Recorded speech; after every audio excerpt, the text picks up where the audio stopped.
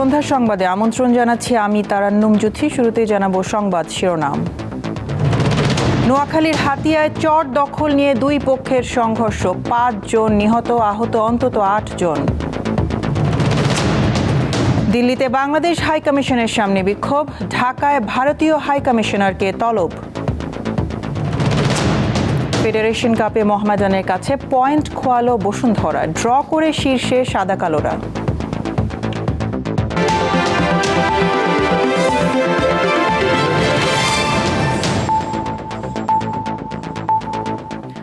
নোয়াখালীর দ্বীপ উপজেলা হাতিয়ার জাগলার চরে আধিপত্য বিস্তারকে কেন্দ্র করে সংঘর্ষের সময় গুলিতে ৫ জনের মৃত্যু হয়েছে। সকাল 10টার দিকে উপজেলার সুখচর ইউনিয়নের ৭ ও ৮ নম্বর ওয়ার্ডের সীমান্তবর্তী জাগলার চর গ্রামে এই গোলাগুলির ঘটনা ঘটে। এ সময় আহত হয়েছে ৮ থেকে ১০ জন। নিহতদের মধ্যে একজনের নাম আলাউদ্দিন, তিনি উপজেলার সুখচর ইউনিয়নের ৬ নম্বর ওয়ার্ডের বাসিন্দা। নিহত অপর ৪ জনের নাম ঠিকানা জানা যায়নি। স্থানীয়রা জানান, সকালে চরের জমি দখলকে কেন্দ্র করে কোপা শামসু ও আলাউদ্দিন গ্রুপের মধ্যে এই সংঘর্ষের ঘটনা ঘটে। এক পর্যায়ে উভয় পক্ষ মুখোমুখি অবস্থান নিয়ে বন্দুক যুদ্ধে লিপ্ত হয়। এতে অপর পক্ষের ছোড়া গুলিতে আলাউদ্দিন সহ ৪ জন গুলিবিদ্ধ হয়ে গুরুতর আহত হন। পরে তাদেরকে উদ্ধার করে ২৫০ শয্যা বিশিষ্ট নোয়াখালী জেনারেল হাসপাতালে নিয়ে গেলে কর্তব্যরত চিকিৎসক তাদের মৃত ঘোষণা করে। ভারতীয় হাইকমিশনারকে আবারও তলব করে উদ্বেগ জানিয়েছে বাংলাদেশ। ৯ দিনের ব্যবধানে মঙ্গলবার দ্বিতীয়বারের মতো পররাষ্ট্র মন্ত্রণালয়ে হাজির হন ভারতের দূত প্রণয় বর্মা। নয়াদিল্লি ও শিলিগুড়ির সাম্প্রতিক ঘটনা তুলে ধরে কূটনীতিকদের ও স্থাপনার নিরাপত্তা চেয়েছে ঢাকা। মাত্র ২ সপ্তাহেরও কম সময়ের ব্যবধানে মঙ্গলবার আবারও তলব করা হয় ঢাকাস্থ ভারতীয় হাইকমিশনার প্রণয় কুমার ভার্মাকে। দিনের প্রথম কর্মঘণ্টায় পররাষ্ট্র মন্ত্রণালয়ে হাজির হন প্রণয় কুমার ভার্মা এবং ডেপুটি হাইকমিশনার পবন বাঁধে। ভারত জুড়ে বিক্ষোভের নামে বাংলাদেশ হাইকমিশন সহ কূটনৈতিক মিশনগুলোর সামনে ভীতিকর পরিস্থিতি তৈরি করা হচ্ছে, এমন বার্তা দিয়ে তাদের কড়া প্রতিবাদ ও উদ্বেগ জানায় পররাষ্ট্র মন্ত্রণালয়। এখানে একটা শব্দ আমরা ব্যবহার করেছি, প্রি মেডিটেটেড। গতকাল যেমন প্রতিবাদ হয়েছে, আজকেও তেমন প্রতিবাদ হয়েছে। এটা জেনেই সেই প্রেক্ষিতেই আজকে এই তলবের ঘটনা ঘটে এবং সেখানে গভীর উদ্বেগ প্রকাশ করা হয় এবং তারা আমাদেরকে আশ্বস্ত করেছেন যে এরকম তারা যথাযথ পদক্ষেপ নেবেন। ভারতের কাছে দেশটির বাংলাদেশ মিশনগুলোর নিরাপত্তা বাড়ানোর তাগিদ দেওয়া হয়েছে। আন্তর্জাতিক আইন ও কূটনৈতিক দায়বদ্ধতা অনুযায়ী ভারত সরকার অবিলম্বে যথাযথ পদক্ষেপ নেবে এমন প্রত্যাশাও করে ঢাকা। ভারতের পক্ষ থেকে বিষয়টি গুরুত্ব সহকারে দেখার প্রতিশ্রুতি দেওয়া হয়েছে। বাংলাদেশ আশা করে এই প্রতিশ্রুতি দ্রুত কার্যকর পদক্ষেপে প্রতিফলিত হবে। ভিসা আপনারা জানেন, অলরেডি বিভিন্ন মিডিয়াতেও নিউজ হয়েছে।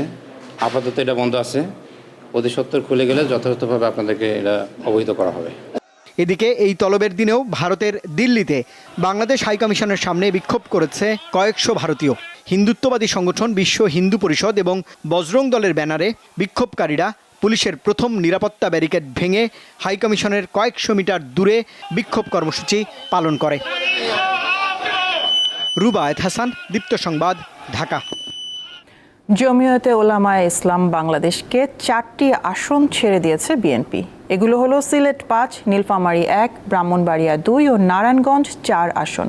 আজ দলটির নেতাদের সঙ্গে বৈঠক শেষে কথা জানান বিএনপি মহাসচিব মির্জা ফখরুল ইসলাম আলমগীর। এ সময় তিনি বলেন, দেশে এখন একটি ক্রান্তিকাল চলছে। ত্রয়োদশ জাতীয় সংসদ নির্বাচন সামনে রেখে মঙ্গলবার জমিয়তে ওলামায়ে ইসলাম বাংলাদেশের নেতাদের সঙ্গে বৈঠক করেন বিএনপির কেন্দ্রীয় নেতারা। রাজধানীর গুলশানে বিএনপি চেয়ারপারসনের রাজনৈতিক কার্যালয়ে এই বৈঠকে দলটিকে 4টি আসন ছেড়ে দেওয়ার সিদ্ধান্ত নেয় বিএনপি। পরে এ বিষয়ে সাংবাদিকদের ব্রিফ করেন বিএনপি মহাসচিব। জানান কোন কোন আসন দেওয়া হয়েছে। নীলফামারী 1, ডোমার ডিমলা, এখানে নির্বাচন করবেন মৌলানা মোহাম্মদ মঞ্জুরুল ইসলাম আফেন্দি। নারায়ণগঞ্জ 4, ফতুল্লা, মুফতি মুনির হোসেন কাসেমি। সিলেট 5, জকিগঞ্জ কারাইঘাট, মৌলানা মোহাম্মদ উবাইদুল্লাহ ফারুক।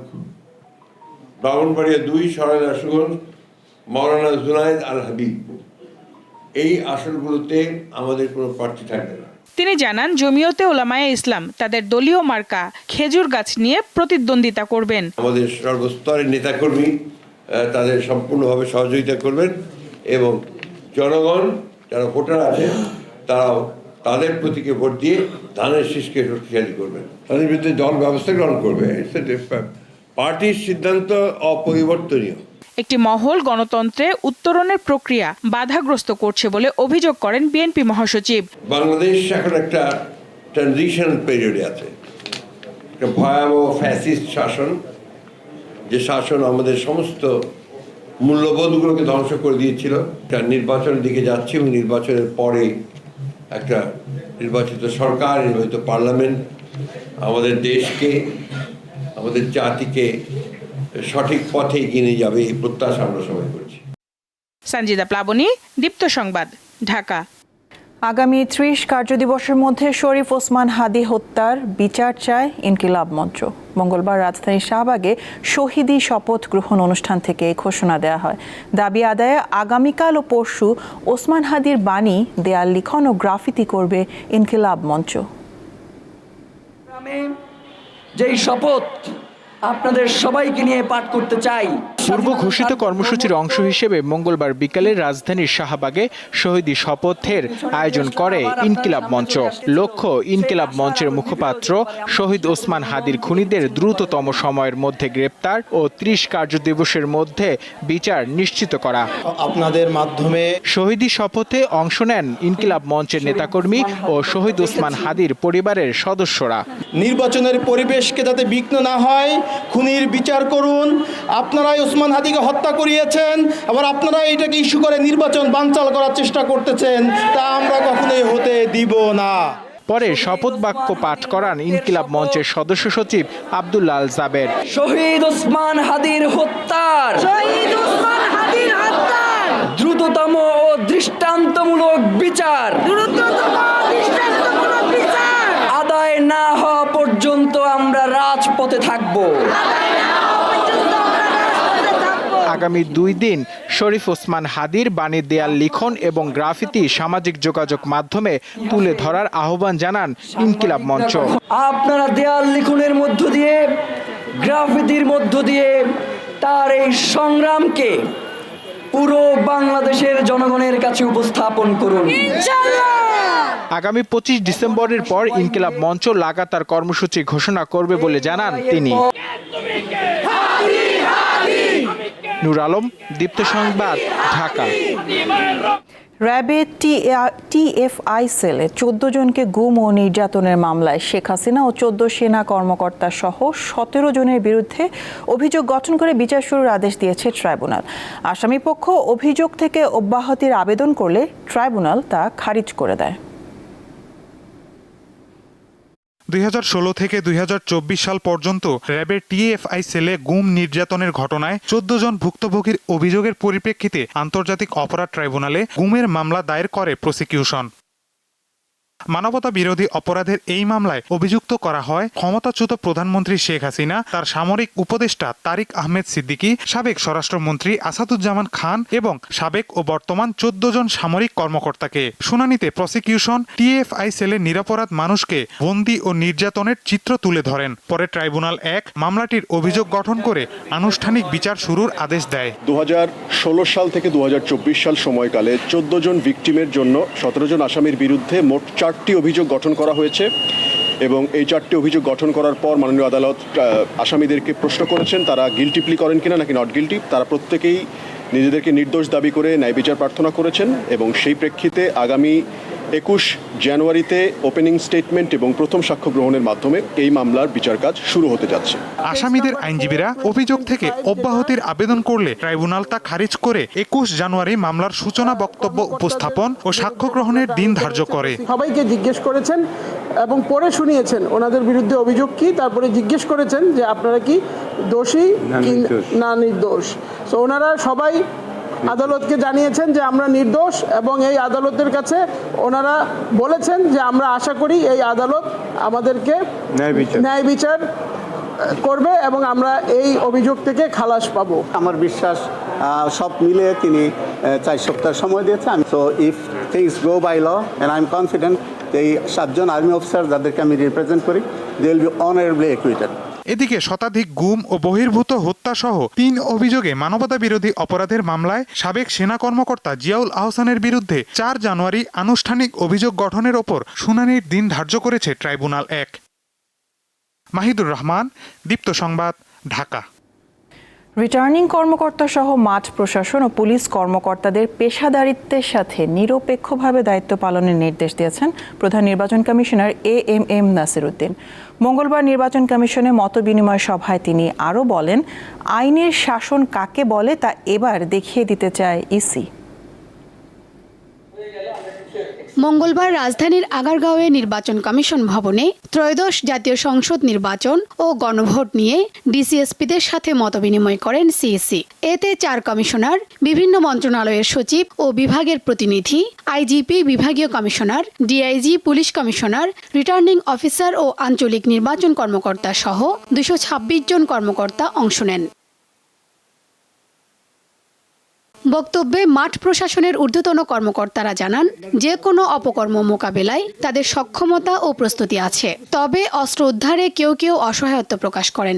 অস্ত্র উদ্ধার সম্পর্কে আমরা নিজেদের সাথে বিব্রত, বিচলিত, লজ্জিত। কিছু কিছু নাগরিককে আমরা বিভিন্ন সময় গ্রেপ্তার করি তাদের অপকর্মের জন্য, পূর্ববর্তী সময় অপকর্মের জন্য, কিন্তু তাদেরকে বিভিন্ন দল নিজেদের কাছে ফেরানোর কিছু চেষ্টা করে যাচ্ছে, চেষ্টা না অপচেষ্টা। আমরা যখন তাদেরকে ধরতে যাই তখন নানান রকমের তদবির, দিনের বেলা বক্তৃতা ছাড়া রাতের বেলা কিন্তু তদবির। আমরা যদি সব জায়গায় অর্ডার প্রতিষ্ঠিত করতে না পারি, আমাদের পক্ষে নির্বাচন অনুষ্ঠানে নির্বাচন কমিশনকে সর্বাত্মক সহায়তা দেওয়া সম্ভব হবে না। ভাঙচুর বা মব দেখতে চান না উল্লেখ করে নির্বাচন কমিশনাররা জানান, ভোট কেন্দ্রগুলোতে নাশকতার চেষ্টা হতে পারে, এ বিষয়ে সতর্ক থাকতে হবে। সন্ত্রাসী যদি এলাকা থাকে তাহলে আপনারা এলাকা ছাড়া থাকবেন, ওদেরকে দৌড়ের উপর রাখতে হবে, তাহলে আপনাদেরকে ওরা দৌড়ের উপর রাখবে। সমন্বয়হীনতার সামান্যতম কোনো ত্রুটি বিচ্যুতি যদি নির্বাচন কমিশনের দৃষ্টিগোচর হয়, সেটি কিন্তু আমরা স্বাভাবিক এবং সহজভাবে নিব না। আইনের শাসন নিশ্চিত করে সুষ্ঠু নির্বাচন আয়োজনে মাঠ প্রশাসনকে নির্দেশ দেন সিইসি। বলেন, দেশের ক্রান্তি লগ্নে পাওয়া দায়িত্ব পালনে ব্যর্থ হওয়া যাবে না। আমার বুকের জোর বেড়েছে আপনাদের কথাবার্তা শুনে, এবং আমি আপনারা আমাকে আশ্বস্ত করেছেন, আমি আশ্বস্ত হয়ে ফিরে যাচ্ছি। কোনো রকমের কোনো বায়াস হয়ে কাজ করবেন না ইনশাআল্লাহ। তিনি জানান, 26 ফেব্রুয়ারিতে ইতিহাসের সেরা নির্বাচন করতে চায় ইসি। এখানে করতে হচ্ছে। শিউলি শবনম, দীপ্ত সংবাদ, ঢাকা। সচিব নির্বাচন কমিশন। গাজা সিটি সুজাইয়াতে ইসরায়েলি সেনাদের গুলিতে অন্তত 2 জন ফিলিস্তিনি নিহত হয়েছেন। তাছাড়া আইডিএফের বিরুদ্ধে উপত্যকায় ত্রাণ প্রবেশে বাধাদানের অভিযোগ উঠেছে। ইসরায়েলের গুরুতর এবং পদ্ধতিগতভাবে যুদ্ধবিরতি লঙ্ঘনের নিন্দা জানিয়েছে গাজার সরকারি গণমাধ্যম বিভাগ।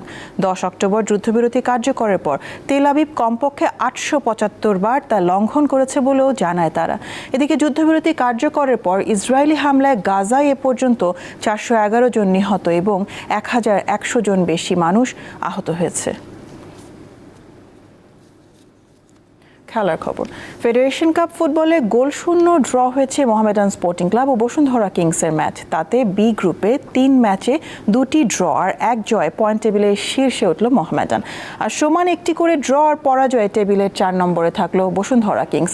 কুমিল্লা শহীদ ধীরেন্দ্রনাথ দত্ত স্টেডিয়ামে দু দলই গোলের ভালো সুযোগ পেয়েও কাজে লাগাতে পারেনি। ফলে কোয়ার্টার ফাইনালে যাওয়ার পথটা কঠিন হয়ে গেল দুবারের ফেড কাপ জয়ী কিংসের।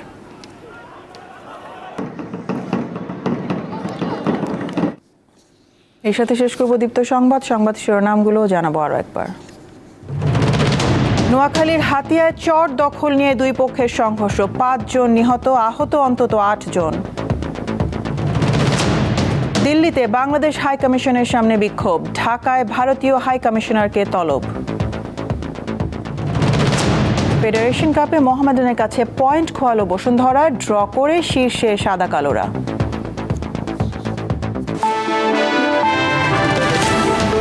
এই ছিল এখনকার মতন। আমাদের পরবর্তী সংবাদ দেখার আমন্ত্রণ রইল। দর্শক, আরও তথ্য বিনোদনের সংবাদ জানতে যুক্ত থাকুন দীপ্ত টিভির ডিজিটাল প্ল্যাটফর্মগুলোতে। ধন্যবাদ সবাইকে।